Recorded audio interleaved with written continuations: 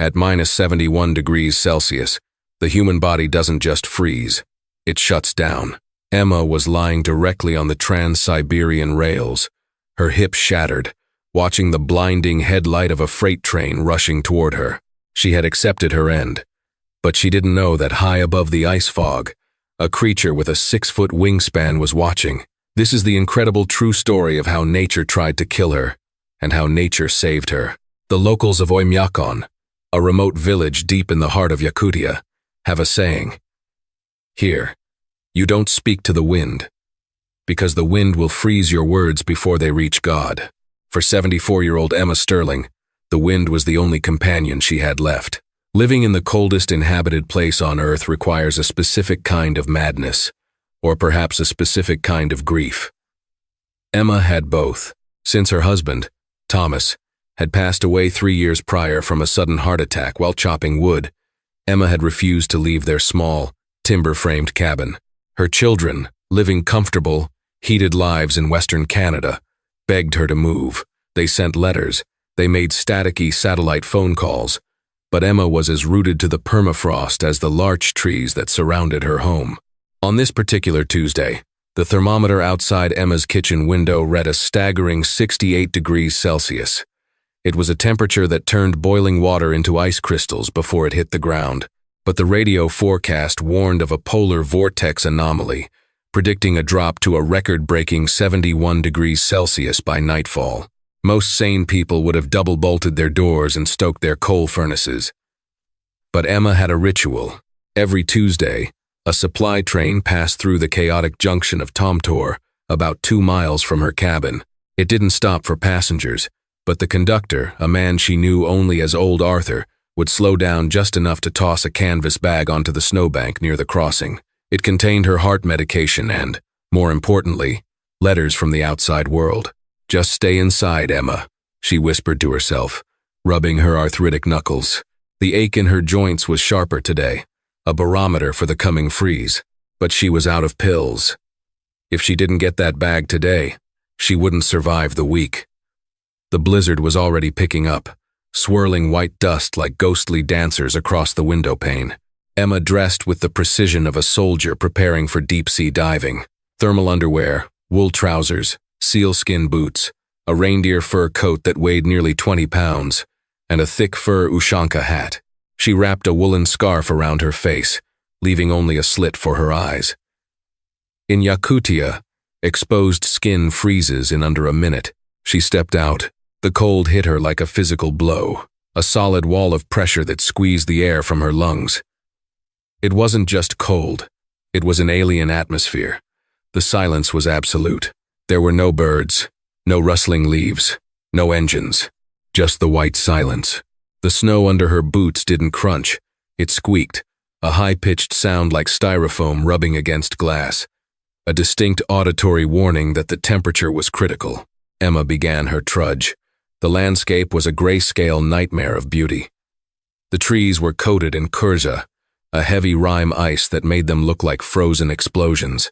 About a mile in, the visibility dropped to zero. The ice fog had descended, a phenomenon where the air is so cold that the moisture from your own breath freezes instantly, suspending in the air around you. Emma was walking through her own frozen exhalations. She felt a strange fatigue settling in her legs. It wasn't just the deep snow. It was the age she tried so hard to deny. Her mind began to wander, drifting to Thomas. She remembered the day they built the cabin, how he had laughed when he hammered his thumb. The memory was warm, dangerously warm. "Focus, Emma," she scolded herself. The tracks. She reached the embankment. The railway line here was a lifeline of steel cutting through the wilderness. It was raised slightly to prevent the tracks from shifting in the melting and freezing permafrost. To get to the drop-off point, she had to cross the rails. The wind howled, a sudden gust that nearly knocked her over. She planted her walking stick firmly and took a step up the icy gravel of the embankment. That was when it happened. It wasn't a dramatic fall. It was clumsy and slow. Her right boot found a patch of black ice so dense and clear it looked like rock, and simply slid out. Emma's center of gravity shifted. She flailed, her heavy coat restricting her arms. She twisted as she fell, landing hard on her right side directly across the steel rail. A sickening crack echoed through the silence, louder than a gunshot in the thin air. Emma didn't scream. The cold air rushing into her mouth would have frozen her throat. Instead, she gasped. A ragged, wet sound. The pain didn't register immediately. The adrenaline and the numbing cold masked it, but she knew. She had heard bones break before. Her hip was gone. She tried to push herself up, clawing at the frozen wooden ties with her gloved hands. Her lower body refused to cooperate. Her right leg was dead weight, twisted at an unnatural angle. No, she wheezed into her scarf. Not here. Not now. She checked her mechanical watch, tucked deep inside her sleeve. 3:14 p.m. The supply train, Old Arthur's train, was scheduled to pass at 3:30 p.m. 16 minutes. She was lying perpendicular to the tracks. If she didn't move, the cowcatcher of the locomotive would cut her in half. At 71 degrees Celsius, the concept of time changes. Seconds stretch into hours, and minutes evaporate into nothingness. Emma lay across the tracks, the steel rail sucking the heat out of her body through the layers of fur and wool. The cold of the metal was aggressive. It felt like it was burning her skin. She gritted her teeth against the rising tide of agony radiating from her hip. Every tiny movement sent a spike of white-hot lightning up her spine, causing her vision to blur. I have to roll, she thought. Just roll off the tracks. She dug her elbows into the gravel, screaming silently inside her head. She pushed. Her body lifted an inch, then collapsed. The heavy reindeer coat, usually her savior, was now a prison. It pinned her down, its weight multiplied by her exhaustion. Panic began to set in. It wasn't the frantic panic of a child, but the cold, heavy dread of the elderly who know they have run out of options. 3:19 p.m. 11 minutes left. The environment began to attack her. The moisture in her eyes was starting to freeze, making her blink rapidly to keep her eyelids from sealing shut. The cold was bypassing her defenses, seeping into her core. She could feel her blood thickening, her heart pumping sludge. She looked up at the sky. It was a pale, sickly violet, the color of a bruise. Somewhere up there, the indifference of the universe looked down on her. Then, she felt it. It wasn't a sound at first. It was a vibration, a low hum in the steel rail beneath her cheek. The train. It was early. Freight trains in Russia were notoriously off schedule, usually late, but sometimes, when the load was light and the driver wanted to get home before the storm peaked, they ran early. "Come on, Emma," she yelled, her voice sounding thin and pathetic in the vastness. She grabbed the rail with her gloved hands and pulled. She managed to drag her torso a few inches, but her broken hip caught on the lip of the wooden tie. The pain was so intense she nearly vomited. Black spots danced in her vision. She slumped back, gasping. The vibration grew stronger. Thrum-thrum, thrum-thrum. She could hear it now. The distant, mournful horn of a diesel locomotive. It sounded like a prehistoric beast roaring in the valley. She knew this train. It was a massive beast, pulling 50 cars of coal and timber. It took miles to stop. Even if the driver saw her, which was impossible in this ice fog, he couldn't stop in time. She was just a small, dark lump on the tracks, easily mistaken for a fallen log or a dead deer. The fog ahead began to glow. A single, piercing eye cut through the white mist. The locomotive's headlight. It was still miles away, but in the flat, treeless corridor of the tracks, the light traveled far. Emma began to cry. The tears froze instantly on her cheeks, stinging like acid. She thought of her children in Vancouver. They would get a call from the local police, found frozen, struck by a train. Tragedy in the north. They would blame themselves. "I'm sorry," she whispered. "Thomas, I'm coming." She stopped fighting. The cold was doing something strange now. It was taking away the pain. A warm, fuzzy feeling washed over her. It was the lethal lullaby of hypothermia. She felt sleepy. The snow looked soft, inviting. She wanted to close her eyes and just take a short nap before the train came. No. A primal part of her brain snapped. "Don't sleep." She forced her eyes open. The light was brighter now. The rumble of the engine, a physical shaking of the ground. The horn blasted again, closer. BLA. Art. She was going to die. She was going to be crushed by the very thing she had walked out to meet. And then, movement. Not the train. Something else. From the murky gray sky above, a shadow detached itself. It was plummeting fast, a dark projectile aiming straight for her. Emma flinched, expecting falling debris or a block of ice. Instead, immense wings snapped open with a sound like a cracking whip. The wind from the flap blew snow into her face. It was a bird. But not just a bird. It was a golden eagle, massive and regal. Its feathers dark brown with a golden sheen on the nape of its neck. In Yakutia, these birds were apex predators, capable of taking down young wolves. It landed not on her, but on the rail right next to her head. Its talons, the size of human hands, gripped the steel. It didn't look at the approaching train. It looked directly at Emma. Its eyes were fierce, amber-colored, and intelligent. This wasn't a wild bird. Emma recognized the leather jesses trailing from its legs. Hunter, she breathed. The eagle screeched a high, piercing cry that cut through the rumble of the train. It hopped onto her chest. The weight was heavy, but the bird was agitated. It pecked sharply at her fur hat, pulling at her. The train horn blasted again. The locomotive was less than a mile away now. The ground was shaking violently. Emma could hear the screech of the wheels on the frozen track. The eagle didn't fly away. Instead, it did something impossible. It spread its wings to their full 6-foot span and began to beat them furiously, screaming at the oncoming metal monster. It was a challenge, a 4-kilogram bird standing its ground against 4,000 tons of steel. But the eagle wasn't trying to fight the train. It was trying to be seen. To the conductor in the cabin, blinded by fog and snow, the tracks were empty. But suddenly, a flurry of frantic motion appeared, a massive, golden shape flapping wildly in the beam of the headlight. It was a signal. Inside the cab of locomotive 404, north, the heater was blasting, creating a cozy, tropical microclimate that smelled of stale coffee and diesel fumes. Old Arthur was peeling a mandarin orange, his feet propped up on the dashboard. At the controls was his apprentice, a 24-year-old named Sergei from Irkutsk. "Watch the pressure on the secondary line," Arthur mumbled, tossing a peel into a bin.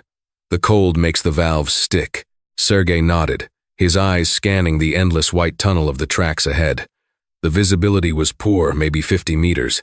The headlight was just a cone of illumination swallowed by the swirling ice fog. "What is that?"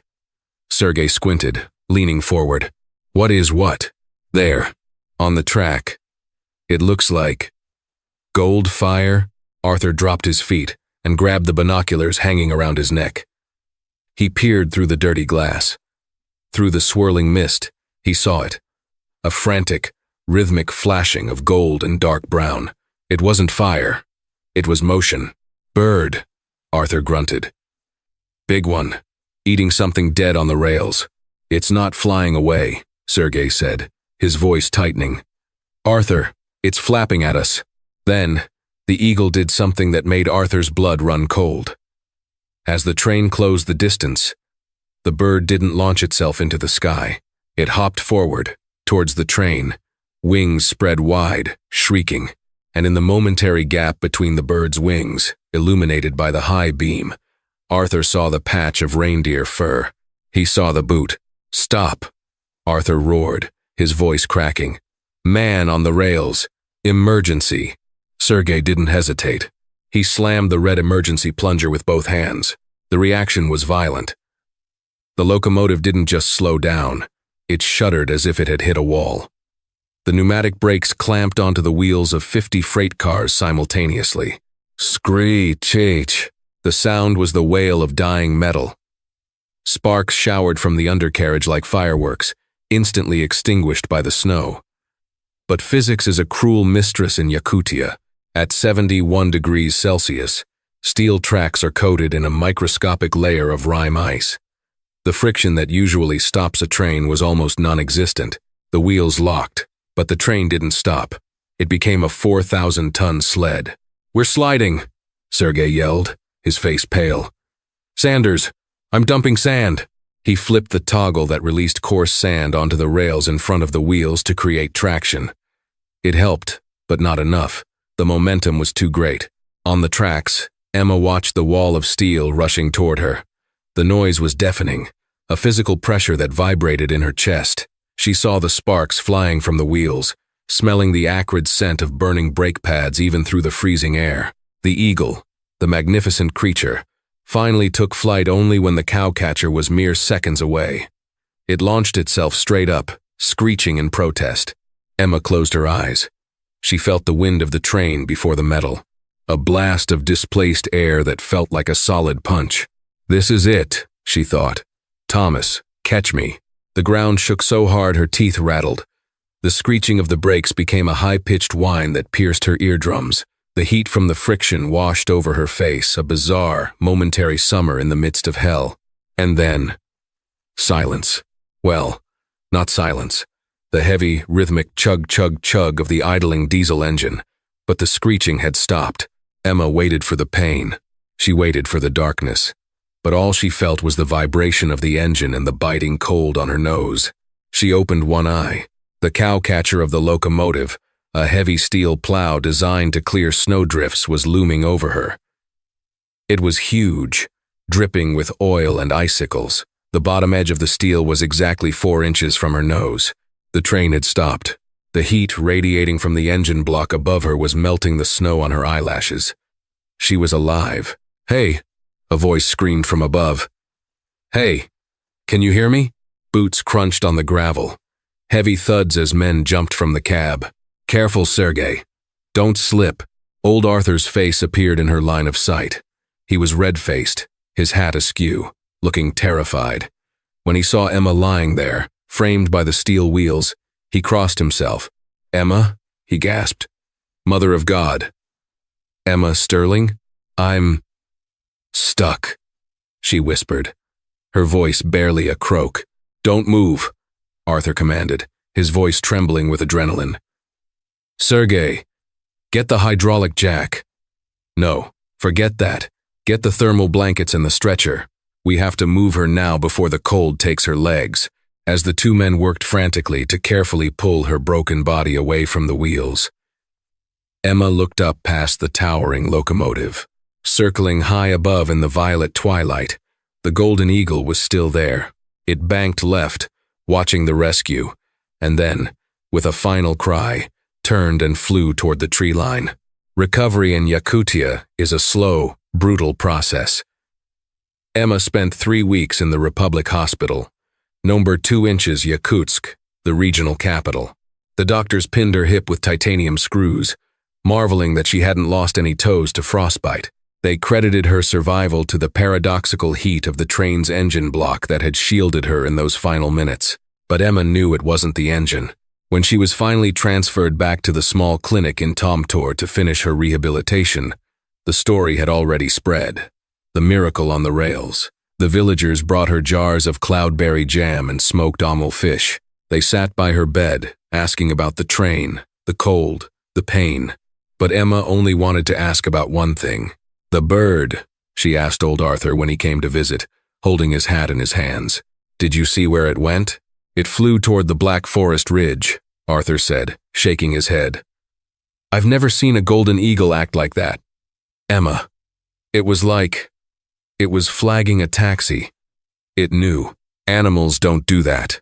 It wasn't wild," Emma said softly. It had leather straps on its legs. A week before Emma was set to go home, a visitor arrived at the clinic. He wasn't a local villager. He was a man of the taiga, a Yakut herder named Pavel.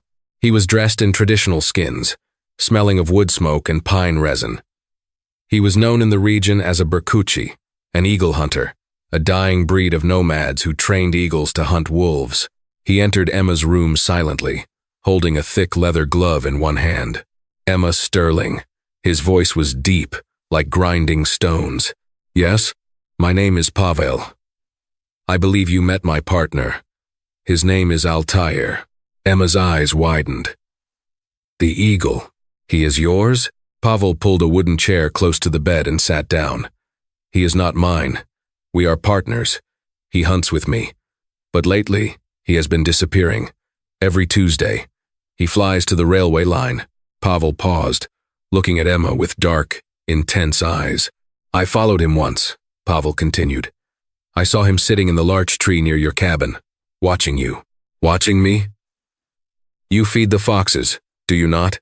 Pavel asked. Emma nodded. I throw the fat and gristle from my stew out the back door. For the strays, Pavel smiled, a rare, toothy expression. Altair is lazy. He realized that every evening at 5 p.m., a kind woman throws perfectly good meat into the snow. He has been eating your scraps for 2 years, Emma. You have sustained him through the hardest winters. Tears welled in Emma's eyes. She thought she had been alone. She thought her life in the cabin was invisible, meaningless. She thought her husband was gone and her children were distant, and that she was just a ghost, haunting a frozen house. But she wasn't invisible. For 2 years, the most majestic predator of the sky had been her dinner guest. She had kept him strong, and when he saw his provider, his flock mate, lying broken on the ice, he did what any pack member would do. He protected her. He saved my life, Emma whispered. He challenged a train for me. He protected his investment, Pavel joked gently. Though his eyes were wet, he didn't want the kitchen to close. He reached into his pocket and pulled out a single, large feather. It was dark brown with a golden tip. He shed this, Pavel said, placing it in her hand. He is waiting for you to come home. The winter is not over, and he is hungry. Emma gripped the feather. The titanium screws in her hip ached, and she knew she would never walk perfectly again. The cold would always be her enemy. But as she looked at the feather, she realized the terrifying white silence wasn't empty. It was watching. It was listening. And in its own harsh, frozen way, it was capable of love. 2 weeks later, Emma returned to her cabin. Her son wanted to hire a nurse, but she refused. She managed the steps with her cane. That evening, the temperature was a balmy 45 degrees Celsius. Emma made a beef stew. She carefully cut the fatty trimmings, opened the back door, and tossed them onto the snowbank. She waited. High above, a shadow detached itself from the pine trees. With a rush of wind and a flare of golden wings, Altair descended. He landed on the meat, looked up at the window where Emma stood, and let out a sharp, piercing cry. It wasn't a cry of hunger. It was a greeting. Emma pressed her hand against the cold glass and smiled. She wasn't just surviving the winter anymore. She was part of it. Emma Sterling still lives in Oymyakon. She and Pavel have become unlikely friends, sharing tea when he passes through with his herd. The railway engineers, including Sergei, now blow the horn twice every Tuesday when they pass her cabin, a salute to the woman who survived the ice and the bird that refused to let her die. It serves as a powerful reminder that even in the most inhospitable place on earth, no one is truly alone if they are kind. If this story gave you chills and not just from the cold, please hit that like button. It helps us share these incredible true stories with more people, and I want to know what you think. Do you believe animals understand when we are in danger? Or was this just instinct? Let me know in the comments below. Don't forget to subscribe and ring the bell so you don't miss our next adventure. Stay warm, everyone.